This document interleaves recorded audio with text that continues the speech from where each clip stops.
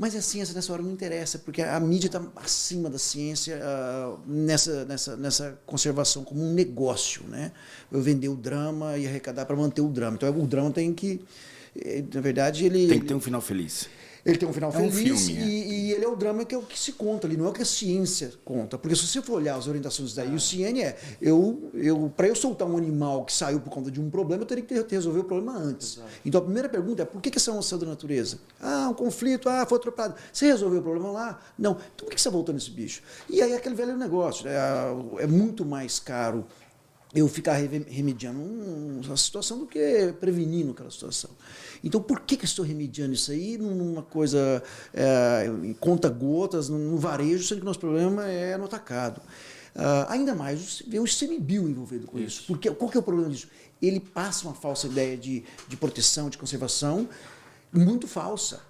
E isso, para mim, é preocupante. Isso é uma coisa que me deixa chateado, porque dá a impressão que a saída é aí. É isso. Cada bichinho que chega no setas vão fazer 1 ano, 2 anos que eu tiver para soltar. Poxa, você está acabando de falar, os seus resultados, os dados mostram. Isso é ciência. Isso é ciência. Mas por que essa ciência? E ciência... por que a gente hoje... Porque quem faz essas autorizações, a gente passou esse processo aí, eu acompanhei, por exemplo, a questão da sinopsita Spix, a ararinha azul. Passamos agora recentemente essa questão acompanhando o Reprocon com aquelas autorizações de pegar as onças pintadas da Caatinga, que tem, sei lá, quantos indivíduos tem lá? 300, queriam pegar, sei lá, 6 indivíduos para garantir. E aí não, vamos retirar porque tem pouco na natureza. Mas não é nesse momento que você retira o animal da natureza, quando tem pouco, e você, né, para ter uma segurança genética, uma segurança, né? Mas não são quem está lá hoje, com a caneta na mão, dentro do ICMBio, não são técnicos também? Não são... Mas se você olhar, são técnicos que não têm não estão alinhados com estratégias de conservação, é verdade. São eu acho que até mais, Leandro, né? Assim, para mim, eu tenho feito discussões e mostrado claramente o caminho, e muitas vezes equipes técnicas têm pegado outro caminho, que não é o caminho correto. Porque existe as pessoas não podem ir contra o status quo, vamos dizer assim, aquela coisa do senso comum.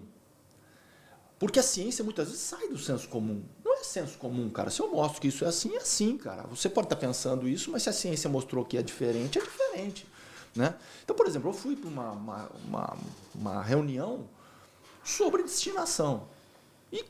Apresentei ali os dados claramente que o negócio era, a maioria dos animais deveria ir para a eutanásia e alguns a gente deveria trabalhar, espécies ameaçadas, algum outro sistema.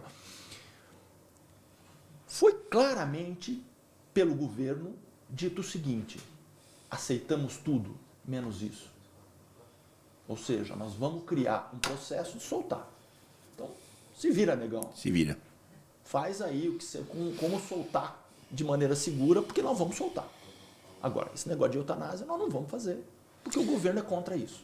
E se hoje eu já tive chance de questionar, assim, por que não faz isso, faz aquilo, assim, assado, eu tenho como resposta assim: não, isso é muito polêmico, isso vai dar problema. Então, aí eu falo: poxa, mas se é um órgão técnico, como que você está à mercê do que o povo acha ou que o público acha? A ciência deveria estar acima, como regra de execução. Mas isso é diferente, por exemplo, nos Estados Unidos.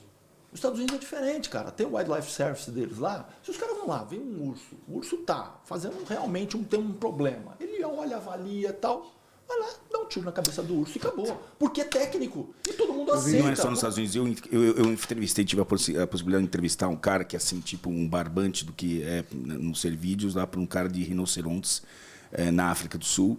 E tinha um rinoceronte negro que matou 7 filhotes.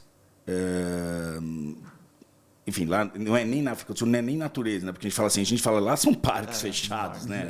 Não é, os caras falam, não, estão ali, não são free roaming animals, eles estão ali, enfim, mas ok, naquele gerenciamento deles, matou 7, ou seja, eles chegaram à conclusão, esse cara falou, esse bicho é inviável.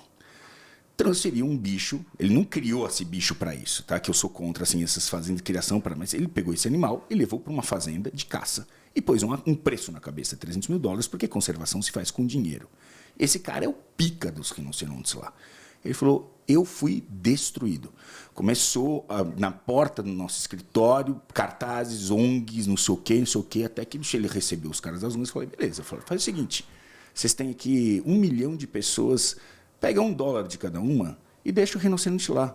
Mas assim, e a gente deixa lá nessa fazenda vivendo, passando. Mas assim, ele, para como conservação, esse cara, esse indivíduo não serve. Então, e lá o problema é outro. Lá é a pressão que os rinocerontes estão sujeitos com caçadores que vêm de Moçambique por causa do horn e do chifre e são mortos os rinocerontes. Então, assim, eu preciso de dinheiro para combater isso. Essa é a pressão que eu preciso. Não estou aqui para salvar o indivíduo, estou aqui para salvar a espécie. Né? A mesma coisa passa com elefantes. Assim, a pesquisadora que mais trabalha com elefantes, cara, ela anda com um rifle na mão, porque assim, ela vai ter que matar alguns elefantes. Por quê? Um elefante que causa um problema numa vilarejo, ele impacta todo o grupo de elefantes, porque o vilarejo vai matar todo mundo. É a mesma coisa da onça, cara. Assim, ela foi lá, fez a predação, todo mundo quer matar a onça, porque a onça preda. É porque eu falava lá atrás, desde a época, quando a gente começou a trabalhar com onça, que rapidamente a gente percebeu o seguinte, se o Estado, né, se os técnicos do Estado assumissem manejo, a gente ia ter os números. Eu me lembro muito bem na apresentação, inclusive lá no Parque das Emas, com o pessoal do IBAMA e do CMBio, e aí eu fui começar a apresentação, tinha a ver com manejo de queixada, e eu fui falar, o manejo ele é realizado aqui por fulano. Aí o cara falou, olha, vamos dizer, não muda a palavra, porque na verdade não tem manejo. Tem, só que é assumida pelo fulano e ciclano. E eu falei, o problema de estar na mão deles é que eu não tenho acesso às estatísticas deles. Tá? Agora, ele já acontece. Só que se você prefere fingir que ele não acontece, é azar para a espécie, porque você era o responsável. Então isso é má gestão. Eu dou exemplo, ontem eu cheguei a mencionar o exemplo de que, se você olhar na legislação, a legislação, por exemplo, para a onça, ela permite o abate de animais que causem prejuízo em pomares, lavouras e rebanhos, desde que devidamente autorizado pela autoridade competente. Aí você olha e fala assim, no Brasil, quantas autorizações foram dadas? 0. Então nós não temos problema? Exatamente. Ou nós fingimos que esse é um... Entendeu? Quantas onças são mortas por ano? Você sabe quantas onças a gente estima que morrem por ano? Então, o manejo está acontecendo. 2.500 a 3.000 Só que o onças Estado não participa disso. E esse material foi perdido? Então, assim, se o Estado tivesse um mecanismo de urgentemente ir lá e fazer o trabalho,